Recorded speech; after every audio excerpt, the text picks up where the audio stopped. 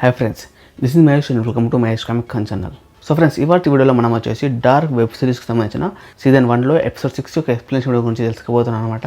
Actually videos నేను ఎప్పుడో చేయాలి, కాకపోతే కొన్ని హెల్త్ ఇష్యూస్ ఉండడం వల్ల ఒక 2 డేస్ నుంచి అయితే నేను వీడియోస్ చేయట్లేదు. అందుకే మీకు వీడియోస్ స్లోగా రావడం జరుగుతుంది అనమాట ఈ మధ్య. సో ఇప్పటి నుంచి మన ఛానల్లో రెగ్యులర్గా అయితే వీడియోస్ వస్తాయి.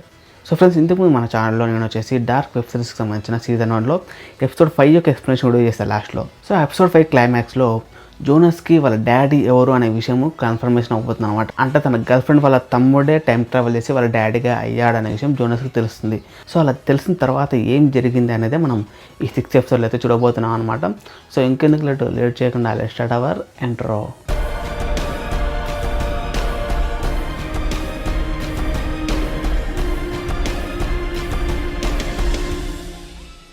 Welcome back guys.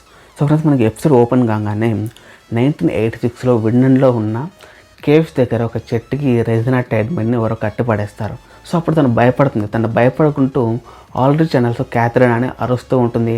ఇదేం ఫన్గా లేదు, నన్ను వదిలిపెట్టండి, నన్ను వదిలేయండి, హెల్ప్ మీ అని చెప్పేసి అరుస్తూ ఉంటుంది అనమాట. అంటే మనం కట్టిపడేసింది ఎవరు కాదు, ఆల్రెడీ ఛానల్స్ క్యాథరినాలు. సో తను అలా భయపడుతూ ఉండగానే పక్కన ఉన్న విండన్ కేవ్ నుంచి భయంకరమైన శబ్దం వస్తుంది. సో శబ్దం అలా రాగానే రెజినా టైడ్మెంట్ గట్టిగా అరుస్తుంది. కట్ చేస్తే 2019లో రెజినా టైడ్మెంట్ తన బెడ్ మీద నుంచి ఉలిక్కిపడి నిద్రలేస్తుంది. అంటే ఇదంతా తనకు వచ్చిన కళ అనమాట. అంటే తన లైఫ్లో ఇంతకుముందు జరిగిన విషయాన్ని తను ఎప్పటికీ గుర్తుపెట్టుకుంది. ఆ సన్నివేశాలు ఇంకా తన మైండ్లో ఉన్నాయి అనే ఎగ్జాంపుల్గా మనం ఈ సీన్లో అయితే చూపించడం జరుగుతుంది. సో ఇలా రెజినా టైడ్మెంట్ ఉలిక్కిపడి లేచిన తర్వాత పక్కనే ఉన్న తన హస్బెండ్ అలెగ్జాండర్ టైడ్మెంట్ ఏం పర్లేదు, అది జస్ట్ ఒక పీడకల మాత్రమే, అంతా బాగానే ఉందని చెప్పేసి తనతో అంటాడు. అప్పుడు మనకి ఈ వెబ్సైట్కి సంబంధించిన ఎంట్రో సాంగ్ వస్తుంది. సో ఎప్పుడు చెప్పినట్టే ఇప్పుడు కూడా చెప్తున్నాను, ఎంట్రో సాంగ్ చూడండి, బాగుంటుంది విజువల్గా అండ్ ఆల్సో మ్యూజిక్ కూడా బాగుంటుంది. అండ్ ఎంట్రో సాంగ్ అయిపోగానే మనకి ఎపిసోడ్ 6కి సంబంధించిన టైటిల్ కనిపిస్తుంది. అది వచ్చేసి సిక్ మాండస్ క్రియేటర్స్ ఎస్ట్ అని చెప్పేసి. సో ఇది వచ్చేసి ఒక లాటిన్ పదం అనమాట. ఇది వెబ్ సిరీస్లో మనకు చాలా ఇంపార్టెంట్. సీజన్ 3 వరకు కూడా మనకి ఈ వర్డ్ కొనసాగుతూనే ఉంటుంది. సో ఇలా ఎంట్రో సాంగ్ అండ్ ఆల్సో ఈ టైటిల్ అయిపోయిన తర్వాత మనం చార్లెట్ని చూస్తాం. సో చార్లెట్ వచ్చేసి పోలీస్ స్టేషన్లో తన టీం అందరితో ఒక అనౌన్స్మెంట్ చేస్తూ ఉంటుంది. ఇప్పటికి మనకు విండన్లో ఎరిక్, మిక్కెల్ అండ్ ఆల్సో యాసిన్ ఇలా 3 పిల్లలు కనిపించకుండా పోయారు. దాంతోపాటుగా ఒక చనిపోయిన డెడ్ బాడీ ఒకటి దొరికింది పిల్లవాడిది. సో ఆ పిల్లలు ఎక్కడికి వెళ్ళారో తెలియదు అండ్ ఆ డెడ్ బాడీ ఎవరితో తెలియదు. ఇప్పటివరకు మన దగ్గర ఎలాంటి ఇన్ఫర్మేషన్ లేదు. కాబట్టి ఇప్పటి నుంచి మనందరం డబల్ షిఫ్ట్ చేయాలి. అవసరమైతే డిస్ట్రిక్ట్ డిపార్ట్మెంట్ని కూడా దీంట్లోకి ఇన్వాల్వ్ చేయాలి. ఈ విండ్లో ఉన్న ప్రతి ఒక్క ఇంటిని అండ్ ఆల్సో ఇంటి బేస్మెంట్ని వెతకాలి. అండ్ ఆ ఇళ్లలో ఉన్న ప్రతి ఒక్కరిని క్వశ్చనింగ్ చేయాలి. అప్పుడే ఈ కేసుకి సంబంధించిన ఏదో ఒక ఇన్ఫర్మేషన్ మనకి వస్తుంది అని చెప్పేసి చార్లెట్ తన టీంతో, తన పోలీస్ టీంతో చెప్తూ ఉంటుంది. సో తన టీంతో చెప్తున్న టైంలోనే మనకు విండన్లో స్కూల్ ఉంది కదా, హై స్కూల్లో. సో హై స్కూల్లోని ఒక ఫోటోని బాగా జూమ్ చేసి చూపిస్తారు. సో అదేదో కాదు, ఆ స్కూల్కి సంబంధించిన 1987 బ్యాచ్లోనే 6th క్లాస్ B సెక్షన్కి సంబంధించిన ఫోటోని మనకు జూమ్ చేసి చూపిస్తారు. సో దాంట్లో మనకు అబ్జర్వేషన్ అయితే దాంట్లో మనము మిక్కెల్ని కూడా చూస్తాం. అంటే మనం ఇంతకుముందు ఎపిసోడ్లోనే చూస్తాం 2019లో ఉన్న మిక్కెల్ టైం ట్రావెల్ చేసి 1986లో ఇరుక్కుపోయాడని చెప్పేసి. సో అతను అక్కడ అదే విండన్లో ఉన్న స్కూల్లో జాయిన్ అయిపోయి ఉంటాడు. సో తనకు సంబంధించిన ఫోటోని మనకైతే ఇప్పుడు 2019లో స్కూల్ వాల్ పైన చూడడం జరుగుతుంది. అండ్ ఈ సీన్లో ఉండగా మనము జోనస్ని చూస్తాం. సో జోనస్ వచ్చేసి తన అమ్మ హ్యానాతో మాట్లాడుతూ ఉంటాడు. అదే డాడీ నువ్వు ఫస్ట్ టైం ఎక్కడ కలిసావు, తను ఎలా ఉండేవాడు అని చెప్పేసి జోనస్ తన అమ్మని అడుగుతాడు హ్యానాని. సో హ్యాన్ దానికి రిప్లై ఇస్తూ, మీ డాడీని నేను నాకు 14 years ఏజ్ ఉన్నప్పుడు ఆ విండన్లో ఉన్న హాస్పిటల్ దగ్గర కలిశాను అని చెప్తుంది. మనం ఇంతకుముందు ఎపిసోడ్ 5లోనే చూసాము హ్యానాతో మిక్కెల్ పరిచయం చేసుకోవడం. సో దాని గురించి చెప్తుంది. దాంతోపాటుగా మీ డాడీ ఎప్పుడు ఫన్గా ఉంటాడో అండ్ అసలు ఎప్పుడు సీరియస్గా ఉంటాడో కూడా మనకు ఐడియా ఉండదు, తెలియదు అని చెప్పేసి జోనస్తో ఉంటుంది. సో ఫ్రెండ్స్, ఇక్కడ మనం చూసుకున్నట్టయితే ఎందుకు సీరియస్గా ఉంటాడో, ఎందుకు ఫన్గా ఉంటాడో తెలియదు అంటే అదే జోనస్ తండ్రి మైకెల్, అదే ఆ చిన్నప్పటి మిక్కెల్ అప్పుడు ట్రావెల్ చేసిన తర్వాత సో అక్కడ ఉండే పిల్లలతో కానీ అక్కడ ఉండే పెద్దవాళ్ళతో కానీ తను ఫ్యూచర్ నుంచి వచ్చానని చెప్పేసి చెప్పినా కానీ, లేకపోతే ఫ్యూచర్లో ఉన్న టెక్నాలజీస్ గురించి అక్కడ వాళ్ళకి ఏమైనా చెప్పినా కానీ వాళ్ళకి అది అర్థం కాకపోగా ఇతను ఏదో ఫన్నీగా చెప్తున్నాడు, జోక్గా చెప్తున్నాడు అని చెప్పేసి పిచ్చిగా వాగుతున్నాడు అని చెప్పేసి అక్కడ తన పక్కన ఉండే వాళ్ళు అలా అనుకుంటూ ఉండేవారు. సో దానివల్ల అతను ఫన్నీగా చెప్తున్నాడో లేకుంటే సీరియస్గా చెప్తున్నాడో ఆ కన్ఫ్యూజన్లో ఉండేవారు అనమాట వాళ్ళు. సో అదే విషయాన్ని ఇక్కడ మనకు హ్యానా మెన్షన్ చేస్తుంది జోనస్ తోటి. ఆ తర్వాత జోనస్ ఎపిసోడ్ 5లో క్లైమాక్స్లో అతను లెటర్ చదువుతారు కదా. సో లెటర్లో చదివిన విషయాన్ని గురించి తన అమ్మకు చెప్దాం అనుకుంటాడు. కాకపోతే తను ఎందుకు డిస్టర్బ్ చేయడం అని చెప్పేసి చెప్పడానికి వెళ్ళి ఆగిపోతాడు. ఇదిలా ఉండగా మళ్ళీ మనం పోలీస్ స్టేషన్లో ఆల్డ్రిచ్ని చూస్తాం. సో ఆల్డ్రిచ్ వచ్చేసి 33 సంవత్సరాల క్రితం తప్పిపోయిన తన తమ్ముడు మ్యాట్ నెల్సన్ యొక్క ఫైల్స్ని ఆ పోలీస్ స్టేషన్లో వెతుకుతూ ఉంటాడు. సో ఎందుకంటే అప్పుడు 33 ఇయర్స్ బ్యాక్ తన తమ్ముడు ఆ కేవ్స్ దగ్గర ఎలా తప్పిపోయాడు, ఇప్పుడు తన కొడుకు మిఖేల్ కూడా అలాగే తప్పిపోయాడు కాబట్టి ఆ కేసుకి ఈ కేసుకి ఏమన్నా లింకులు ఉంటుందేమో అని చెప్పేసి, ఆ పాత కేసులో ఏమైనా ఇన్ఫర్మేషన్ దొరుకుతుందేమో అని చెప్పేసి తన పాత ఓల్డ్ ఫైల్స్ని తీసి చూస్తూ ఉంటాడు. అందులో తన అమ్మ పోలీసులకు ఇచ్చిన ఒక స్టేట్మెంట్ టేప్ కనిపిస్తుంది. సో ఆ టేప్ని తను వింటాడనమాట. సో అందులో తన అమ్మ జాన్ నిల్సన్ ఏం చెప్తుందంటే, ఆ మ్యాన్ నిల్సన్ అదే వీళ్ళ తమ్ముడు కనిపించకుండా పోయినప్పుడు అదే తన భర్త ట్రెంట్ నిల్సన్, జాన్ నిల్సన్ దాంతోపాటుగా ఆల్రెడీ ముగ్గురం ఇంట్లోనే ఉన్నాము అని చెప్పేసి పోలీసులకు చెప్తుంది. కాకపోతే మన ఆల్రెడీకి డౌట్ వస్తుంది. ఎందుకంటే ఆ రోజు తన డాడీ ఇంట్లో లేడు, కాకపోతే వాళ్ళ అమ్మ ఎందుకు ఇలా అబద్ధం చెప్పింది అని చెప్పేసి తనకు డౌట్ వస్తుంది. సో అట్లా డౌట్ వచ్చేసి ఆ డౌట్ని క్లారిఫై చేసుకుందాం అని చెప్పేసి వాళ్ళ ఇంటికి బయలుదేరతాడు. ఇదిలా ఉండగా ఆల్రెడీ ఇంట్లో మ్యాగ్నస్ అండ్ ఆల్సో మార్తా కలిసి స్కూల్కి బయలుదేరుతూ ఉంటారు. సో అక్కడ ఉన్న క్యాథరిన్ ఉండేసి వాళ్ళని ఎక్కడికి వెళ్తున్నారని క్వశ్చన్ చేస్తే వాళ్ళు స్కూల్కి వెళ్తున్నామని ఆన్సర్ ఇస్తారు.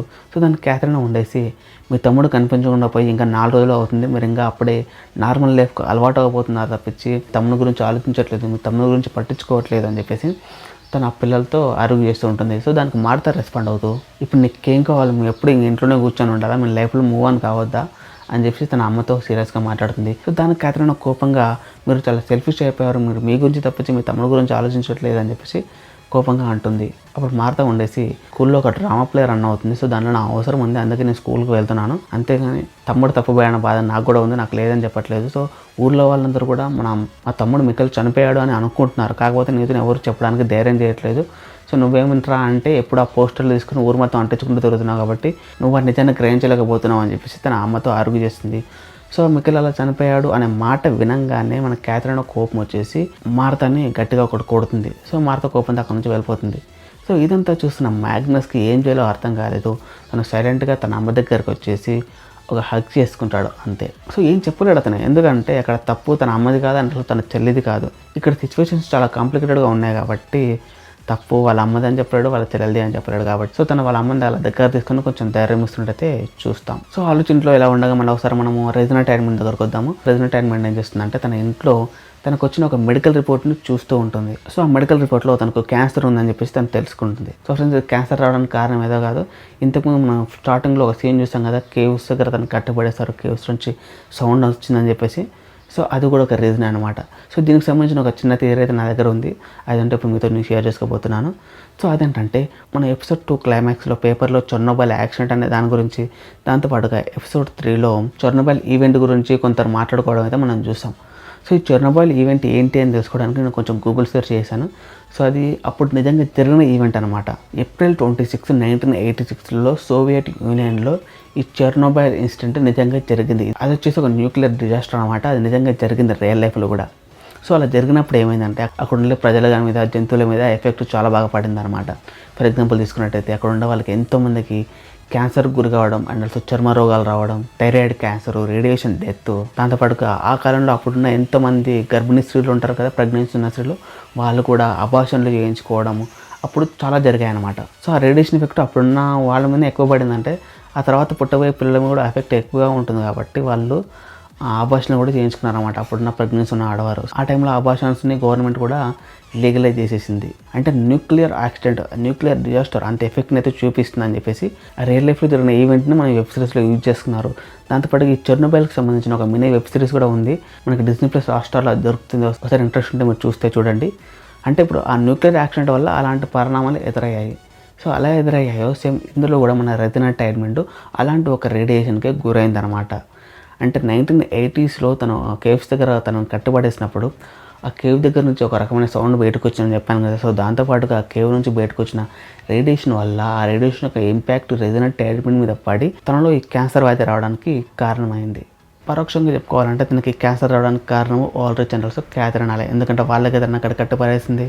సో మీరు ఎలా చెప్తున్నావు, ఇదే నిజం అని చెప్పేసి ఎలా చెప్తున్నావు, అందువల్ల తనకి క్యాన్సర్ వచ్చిందని ఎలా అన్నావు అంటే మనకు ఈ సీజన్ 3లో దీనికి సంబంధించిన ఆన్సర్లు దొరుకుతాయి, అండ్ ఆల్సో ఈ థియరీస్ కూడా ఒక నిజమేటట్టు ఉంటాయి. దీన్ని మనం ఫుల్ క్లారిటీ సీజన్ 3 ఎక్స్ప్లెనేషన్ వీడియోస్లో లేకపోతే దాని తర్వాత వీడియోస్లో అన్నా మీకు క్లారిఫికేషన్ అయితే ఇస్తాను. ఇదిలో ఉండగా మనం జోనస్ని మళ్ళీ తన ఇంట్లో చూస్తాం. సో ఇప్పుడు జోనస్ ఆలోచనలు మొత్తం వచ్చేసి విండన్లో ఉన్న కేవ్స్ మీ దగ్గరనే ఉంటాయి. సో మళ్ళీ ఆ కేవ్స్ దగ్గరికి వెళ్ళాలని చెప్పేసి తను అనుకుంటూ ఉంటాడు. మనం ఎపిసోడ్ 4లో చూసాం తను ఆ కేవ్స్లోకి వెళ్ళాడు, కాకపోతే అక్కడ తనకు దారి కనిపించకపోవడంతో మళ్ళీ తిరిగి వెనక్కి వచ్చేసాడు. కాకపోతే ఎపిసోడ్ 5లో లెటర్ చదివిన తర్వాత మళ్ళీ వెళ్ళాలని చెప్పేసి తను ఆలోచిస్తూ ఉంటాడు. దాంతోపాటుగా తన దగ్గరున్న విన్నన్ కేవ్స్ సంబంధించిన మ్యాప్స్ని ఓపెన్ చేసి చూస్తాడు. కాకపోతే ఇంతకుముందు లేనిది ఇప్పుడు ఆ మ్యాప్లో ఒకటి కొత్తగా యాడ్ అయింది. అదేంటో కాదు, ఎపిసోడ్ 4 ఎండింగ్లో ఒక స్ట్రేంజర్ ఆ మ్యాప్లో మనం కరెక్షన్ చేయడం మనం చూస్తాం, ఒక రూట్కి సంబంధించిన కరెక్షన్ చేయడం చూస్తాం కదా. సో ఆ కరెక్షన్ని, ఆ గుర్తుల్ని మన జోనస్ దానిలో అబ్జర్వ్ చేస్తాడు. ఆ మ్యాప్లో జరిగిన చేంజెస్ని చూసి తను ఇంకా కేవ్స్లోకి వెళ్ళాలని చెప్పేసి నిర్ణయించుకుంటాడు. అండ్ ఇదిలా ఉండగా ఇందాక మన ఆల్రెడీ పోలీస్ స్టేషన్లో తన అమ్మ తప్పు స్టేట్మెంట్ ఇచ్చిందని తెలుసుకున్నాడు కదా. సో ఇప్పుడు డైరెక్ట్గా తన ఇంటికి వెళ్ళి అడుగుదాం, తన అమ్మని తన డాడీని అడుగుదాం అని చెప్పేసి తన ఇంటికి బయలుదేరుతాడు. అప్పుడు అక్కడ తన డాడీ ట్రెంట్ నిల్సన్ ఉంటాడు. సో ట్రెంట్ నిల్సన్ని మన ఆల్రెడీ క్వశ్చన్ చేస్తాడనమాట. నువ్వు నా తమ్ముడు మ్యాథ్స్ కనిపించకుండా పోయిన రోజు ఇంట్లో లేవు, కాకపోతే అమ్మ నువ్వు ఇంట్లోనే ఉన్నా అని చెప్పేసి పోలీసులకు తప్పుడు ఇన్ఫర్మేషన్ ఇచ్చింది. సో అలా ఎందుకు ఇచ్చింది? దాంతోపాటుగా నువ్వు నా కొడుకు మిక్కలు కనిపించకుండా పోయినప్పుడు నువ్వు ఎక్కడున్నావు అని చెప్పేసి తనని క్వశ్చన్ చేస్తాడు. అంటే డౌట్ మీద క్వశ్చన్ చేస్తాడు అనమాట. సో ఆ క్వశ్చన్స్కి ట్రెంట్ నిల్సన్ రెస్పాండ్ అవుతూ, నేను నా లైఫ్లో చాలా తప్పులు చేశాను, కాకపోతే పిల్లలు తప్పు దానికి నాకైతే ఎటువంటి సంబంధము లేదని చెప్పేసి తను ఆల్రెడ్తో చెప్తాడు. ఆ తర్వాత ఆల్రెడీ మరింత కోపంతో తన డాడీ కాలర్ పట్టుకొని మిక్కలు కనిపించకుండా పోయిన రోజు రాత్రి నువ్వు ఎక్కడున్నావు అని చెప్పి మళ్ళీ గట్టిగా క్వశ్చన్ చేస్తాడు. సో దానికి ట్రెంట్ నిల్సన్ రిప్లై ఇవ్వడు. దాని వెనకాల నుంచి జాన్ నిల్సన్ వచ్చేసి ఆ రోజు మీ డాడీ ఇంట్లోనే ఉన్నాడు అని చెప్పేసి ఆల్రెడ్కి చెప్తుంది. ఇదైతే అబద్ధమని మనకు తెలుసు, ఎందుకంటే మనం ఎపిసోడ్ 2లో చూసాము. జాన్ నిల్సన్ ట్రెంట్ని ఆ రోజు అడుగుతుంది, ఎందుకు మిక్కలు కనిపించకుండా పోయిన రోజు రాత్రి నువ్వు ఎక్కడున్నావు అంటే నేను సర్కిల్ కోసం బయటకు వెళ్ళానని చెప్పేసి చెప్తాడు. కానీ జాన్ నిల్సన్ ఇప్పుడు కూడా అబద్ధం చెప్పింది ఆల్రెడ్కి, ఆ రోజు తన డాడీ ఇంట్లోనే ఉన్నాడని చెప్పేసి. ఆ తర్వాత అక్కడ నుంచి ట్రెంట్ నిల్సన్ వెళ్ళిపోతాడు. ఆల్రెడ్ని తన అమ్మ జాన్ నిల్సన్ మెల్లగా కూర్చోబెట్టి మాట్లాడుతూ ఉంటుంది. అదే ఆల్రెడ్జ్ గురించి అండ్ ఆల్సో ఆల్రెడ్జ్ తమ్ముని గురించి, మ్యాడ్ నిల్సన్ గురించి మాట్లాడుతూ ఉంటుంది. అంటే మీ ఇద్దరు చిన్నప్పుడు చాలా క్లోజ్గా ఉండేవారు అండ్ అప్పుడప్పుడు బాగా గొడవ పడుతూ ఉండేవారు కూడా. ఒకరోజు మీరు గొడవ పడ్డప్పుడు తనను గట్టిగా కొట్టావు, తన చిన్నపైన ఒక దెబ్బ తాగి అక్కడ మార్క్ కూడా పడింది అని చెప్పేసి ఆ పాత విషయాలని తన కొడుకు చెప్తూ ఉంటుంది అనమాట. చిన్నప్పుడు వీళ్ళు ఎలా ఉండేవారు అని చెప్పేసి. అప్పుడు ఆల్రెడీ తన అమ్మ జాన్ నిల్సన్ని అడుగుతూ, తమ్ముడు మ్యాడ్ నిల్సన్ కనిపించకుండా పోయినప్పుడు డాడీ మనతో పాటు లేడు, కాకపోతే పోలీసులకు ఇచ్చిన స్టేట్మెంట్లో తను మనతో పాటే ఉన్నాడు అని చెప్పేసి నువ్వు ఇచ్చావు, ఎందుకు అలా అబద్ధం చెప్పావు అని చెప్పేసి తన అమ్మను క్వశ్చన్ చేస్తాడు. సో దానికి జాన్ నిల్సన్ రెస్పాండ్ అవుతూ, నేను మీ డాడీకి డైవర్స్ ఇవ్వాలని అనుకున్న విషయం నీకు తెలుసా? అప్పట్లో మీ డాడీకి చాలామంది ఆడవారితో ఎఫైర్ ఉండేది, నేను చాలా సైలెంట్గా ఉండేదాన్ని, ఓపిక పట్టి కరెక్ట్గా మీ డాడీకి డైవర్స్ ఇద్దామనుకున్న టైంలోనే మీ తమ్ముడు మ్యాథ్స్ కనిపించకుండా పోయాడు. సో తను ఎప్పటికైనా తిరిగి వస్తాడు అనే ఆశతో ఇక్కడే ఉంటూ తన కోసం ఎదురు చూస్తూ ఉన్నాను అని చెప్పేసి తన ఆల్రెడీతో చెప్తుంది. అంతేకాదు మ్యాథ్స్ తప్పిపోయిన రోజు రాత్రి కూడా మీ డాడీ వేరే అమ్మాయితో ఎఫైర్లో ఉన్నాడు అని చెప్పేసి జానా చెప్తుంది. సో అది విన్న తర్వాత ఆల్రెడీ ఒక రకమైన ఎక్స్ప్రెషన్ ఇస్తాడు. సో దీని అర్థం ఏంటంటే తన తమ్ముడు కనిపించకుండా పోయిన రోజు తన డాడీ వేరే అమ్మాయితో ఎఫైర్లో ఎలా ఉన్నాడో, తన కొడుకు మిక్కలు కనిపించకుండా పోయిన రోజు కూడా తను హ్యానాతో అదే రకమైన ఎఫైర్లో ఉన్నాడు. సో ఆ విషయాన్ని మనోడు గుర్తు చేసుకుంటూ ఉండడు అనమాట. సో ఆ రోజు కనుక తిను హ్యానాతో ఉండకుండా ఇంట్లో ఉంటే తన కొడుకు మిక్కల్ని బయటకు వెళ్ళనిచ్చేవాడు కాదు. సో మిక్కల్ తనతోనే ఉండేవాడు ఇప్పుడు. సో తను చేసిన తప్పు అని చెప్పేసి మనోడు ఫీల్ అవుతూ ఉంటాడు. ఆ తర్వాత ఆల్రెడీ వాళ్ళ అమ్మతో, డాడీ ఆ రోజు ఎవరితో ఎఫైర్లో ఉన్నాడు అని చెప్పేసి వాళ్ళ అమ్మని అడుగుతాడుతో జాన్ నిల్సన్ రెస్పాండ్ అవుతూ క్లౌడియా టైడ్మన్ అని చెప్తుంది. అదే మన రెజినా టైడ్మన్ వాళ్ళ అమ్మ. సో ఇది మనం ఎపిసోడ్ 3లోనే చూసాం, ట్రెంట్ నిల్సన్ క్లౌడియా టైడ్మన్ ఒక ఎఫైర్లో ఉన్నారని చెప్పేసి. సో ఇప్పుడు మనకి కన్ఫర్మేషన్ అయిపోయింది, జాన్ నిల్సన్ చెప్పింది కదా, కన్ఫర్మేషన్ అయిపోయింది. ఆ తర్వాత మ్యాథ్స్ని చివరిగా ఎవరు చూసారు అని చెప్పేసి ఆల్రెడీ క్వశ్చన్ చేస్తే జాన్ రెస్పాండ్ అవుతూ రెజినా టైడ్మన్, అదే క్లౌడియా టైడ్మన్ వాళ్ళ కూతురు అని చెప్పేసి అంటుంది. సో ఇదంతా తెలుసుకున్న తర్వాత ఒకసారి రెజినా టైడ్మన్ దగ్గరికి వెళ్ళి అడుగుదాము, తమకు సంబంధించిన ఇన్ఫర్మేషన్ దొరుకుతుందేమో అని చెప్పేసి ఆల్రెడీ రెజినా దగ్గరికి బయలుదేరతాడు. సో ఇక్కడ మన రెజినాని అబ్జర్వ్ చేస్తే రెజినా తన హోటల్లో ఉంటుంది అని అర్థం, తన కంగారు పడుతూ ఉంటుంది. అంతేకాదు తన భర్త అలెగ్జాండర్కి ఫోన్ చేస్తుంది. సో ఎందుకంటే తన క్యాన్సర్ విషయం చెప్దామని చెప్పేసి ఫోన్ చేస్తున్నట్టు ఉంటుంది. కాకపోతే అలెగ్జాండర్ లిఫ్ట్ చేయడు, వాయిస్ మెయిల్లోకి వెళ్తుంది. కానీ తనకు వాయిస్ మెయిల్ పంపడం ఇష్టం లేక తన ఫోన్ కట్ చేస్తుంది. తన క్యాన్సర్ అనే విషయం తన భర్తకు చెప్పాలనుకుంటుంది కానీ చెప్పలేకపోతుంది. సో అది భయమో మరి ఏంటో తెలియదు కానీ తను చెప్పలేక ఆగిపోతుంది. ఇదిలో ఉండగా మనం మ్యాగ్నస్ని చూస్తాము. సో మ్యాగ్నస్ వచ్చేసి ఎపిసోడ్ 4లో ఫ్రాన్సిస్కి ఒక దగ్గరికి వెళ్ళేసి అడవిలో వెళ్ళేసి ఒక బాక్స్ని ఓపెన్ చేసి చూసింది కదా. సో ఆ ప్లేస్కి మళ్ళీ వెళ్తాడు. మళ్ళీ వెళ్ళి తన తీసుకున్న బాక్స్ని ఓపెన్ చేసి చూస్తాడు. అందులో ఏం కనిపించదు. ఆ తర్వాత పక్కన అలా వెతుకుతూ ఉండగా అక్కడ ఒక పాత పరుపు లాంటిది కనిపిస్తుంది. సో ఆ పరుపు పక్కన అక్కడ ఒక బర్డ్ సింబల్ అండ్ ఒక నెక్లెస్ కనిపిస్తుంది. సో దాన్ని తీసుకొని తను స్కూల్కి బయలుదేరతాడు. అండ్ ఇదిలా ఉండగా మన జోనస్ అక్కడ కేవ్స్ దగ్గరికి వెళ్ళాలని అనుకుంటున్నాడు కదా. సో దానికి సంబంధించిన అరేంజ్మెంట్స్ మొత్తం చేసుకుంటూ ఉంటారు అనమాట. అదే ఆ కేవ్కి సంబంధించిన మ్యాప్ కానీ, ఆ టార్చ్ లైట్, ఆ తర్వాత తన దగ్గర ఉన్న లెటర్ని, ఇంతకుముందు వెబ్సైట్ ఫైల్లో తనకు ఒక బాక్స్ వచ్చింది కదా. సో ఆ బాక్స్లో ఉన్న ఐటమ్స్ అన్నింటినీ తన బ్యాగ్లో ప్యాక్ చేసుకొని కేవ్స్ దగ్గరికి బయలుదేరతాడు. అండ్ ఇక్కడ జోనస్ కేవ్స్ దగ్గర బయలుదేరుతుంటే మనం మార్త దగ్గరికి వద్దాం. సో మార్త వచ్చేసి తన స్కూల్లో డ్రామా ప్లే ఉంది కదా. సో దానికోసం అని చెప్పేసి రెడీ అవుతూ ఉంటుంది. అక్కడికప్పుడు బాటోస్ వస్తాడు. సో బాటోస్ వచ్చేసి ఐఎమ్ వెరీ సారీ, మీ తమ్ముడు కనిపించకుండా పోవడానికి నేను కూడా ఒక కారణమే. సో ఆ రోజు నేను ప్లాన్ చేయకపోయి ఉంటే తను అలా వెళ్ళేవాడు కాదు, తను కనిపించకుండా పోయేవాడు కాదని చెప్పేసి మార్తకి చెప్తూ అంటే తనని సారీ అడుగుతాడు. దానికి మార్త ఇట్స్ ఓకే, నీ మీద నాకు ఎలాంటి కోపం లేదని చెప్పేసి అంటుంది. ఆ తర్వాత బాటోస్ మార్తని కిస్ చేయడానికి ట్రై చేస్తాడు. కాకపోతే మార్త తనని దూరం పెట్టేసి ఇష్టం లేనట్టుగా దూరం పెట్టేసి పక్కకి వెళ్ళిపోతుంది. అప్పుడు బాటోస్ ఉండేసి నీకు ఇక్కడ నుంచి వెళ్ళిపోవాలని ఉందా చెప్పు, మన ఇద్దరం కలిసి వెళ్ళిపోదామని చెప్పేసి అంటాడు. సో దానికి మార్త సరిగ్గా రెస్పాండ్ అవ్వక ప్లే ఇంకోసేపట్లో స్టార్ట్ కాబోతుంది, నేను రెడీ కావాలి అని చెప్పేసి మాట తప్పిస్తుంది. సో బాటోకి అర్థమైపోతుంది తనతో మాట్లాడడం మార్తకి ఇష్టం లేదని తెలుసుకొని అక్కడ నుంచి వెళ్ళిపోతుంటాడు. సో వెళ్ళిపోతూ మధ్యలో ఆగి జోనస్ ఏమన్నా నన్ను కలిశాడా అని చెప్పేసి అడుగుతాడు. దానికి మార్త లేదు, ఎందుకని అంటే లేదు నేను కలుస్తానని చెప్పాడు, కాకపోతే కలవలేదు అని చెప్పేసి బాటోస్ అక్కడ నుంచి వెళ్ళిపోతాడు. మనం ఎపిసోడ్ 5లో చూసాం కదా, జోనస్ అండ్ బాటోస్ కలిసి నోవన్ కలవడానికి వెళ్తాము, కానీ లాస్ట్ మూమెంట్ మన జోనస్ హ్యాండ్ ఇస్తారు కదా. సో దాని గురించి తిను ఇలా క్వశ్చన్ చేస్తాడు అనమాట మార్తాని. స్కూల్లో ఇలా జరుగుతూ ఉండగా ఒకసారి మనం క్యాథరిన్ దగ్గరికి వద్దాం. సో క్యాథరిన్ ఆ ఊరు మొత్తంలో తన కొడుకు సంబంధించిన మిస్సింగ్ పోస్టర్స్ని అంటించి తన ఇంటికి తిరిగి వస్తుంది. సో ఇంటికి అలా తిరిగి వచ్చిన తర్వాత తనకి టేబుల్ పైన ఫోన్ బిల్ని చూస్తుంది. సో ఆ ఫోన్ బిల్లో ఆలోచ్కి సంబంధించిన కాల్ డేటా మొత్తం తను అబ్జర్వ్ చేస్తే ఒకటే నెంబర్ నుంచి ఆలోచ్కి ఎక్కువసార్లు కాల్ రావడం, దాంతోపాటుగా తన సెల్ నుంచి ఆ నెంబర్కి ఎక్కువసారి కాళ్ళు వెళ్ళడం తను అబ్జర్వ్ చేసి ఆ నెంబర్ ఎవరిదని కనుక్కోవడానికి ఒకసారి ఫోన్ చేస్తుంది ఆ నెంబర్కి.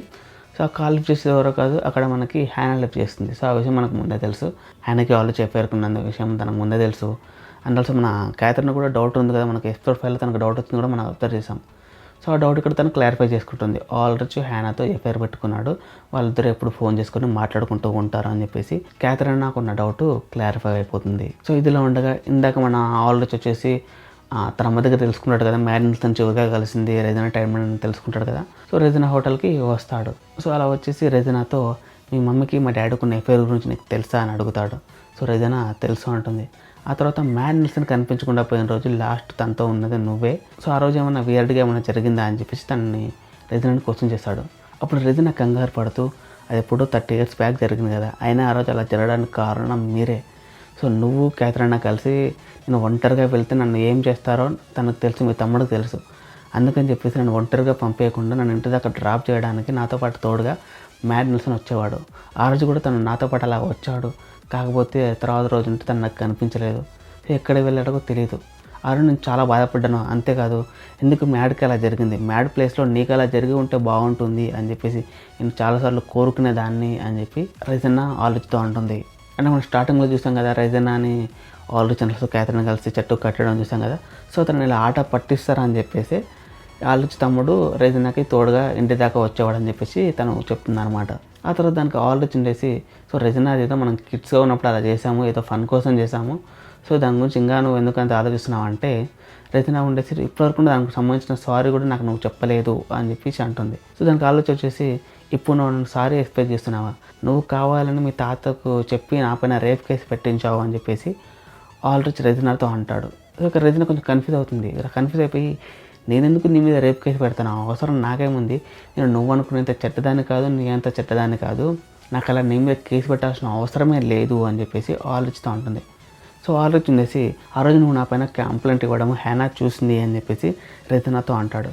సో దానికి రెజినా రెస్పాండ్ అవుతూ ఏ హ్యానా, ఆ 14 ఏళ్ల వయసులో నువ్వంటే పిచ్చి ప్రేమ ఉన్న హ్యానానేనా నువ్వు చెప్పేది, సో తనకు నువ్వంటే పిచ్చి, నీతో ఉండడానికి తను ఏమన్నా చేస్తుంది, తనే నీ పైన కేసు పెట్టింది అని చెప్పేసి ఆలోచిస్తూ చెప్తుంది. దాంతోపాటుగా ఇన్ని రోజులు నేనే అని చెప్పేసి నువ్వు ఎలా అనుకున్నావు అని కూడా అంటుంది. సో నిజం మనకి ఎపిసోడ్ 5లోనే తెలుసు, హ్యానానే తన మీద కంప్లైంట్ ఇచ్చిందని చెప్పేసి. సో ఇప్పుడు ఆల్రెడీకి ఆ విషయం తెలుస్తుంది, హ్యానానే రేప్ కేసు తన మీద పెట్టడానికి కారణం అని చెప్పేసి. సో ఈ విషయం పైన క్లారిటీ తెలుసుకోవడానికి మన ఆల్రెడీ అక్కడి నుంచి బయలుదేరతాడు.